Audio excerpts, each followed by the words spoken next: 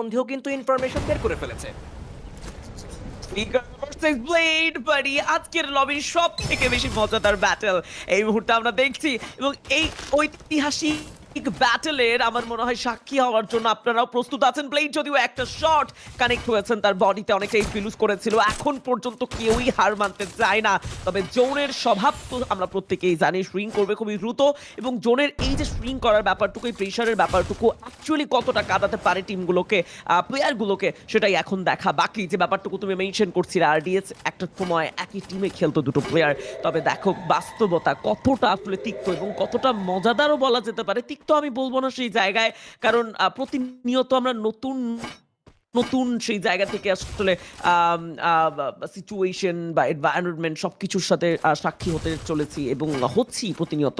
তবে ব্লেক নিচে নেমে এসেছেন, ফ্লিকার কিছুটা দেরিতে হলো সেটা আসলে পয়েন্ট করেছেন, শর্ট রেঞ্জ এগিয়ে গিয়েছেন ব্লেক, ফ্লিকারকে ডমিনেট করবেন এন্ড ডাবুয়া goes to from the side of Team Red Hawks. Oh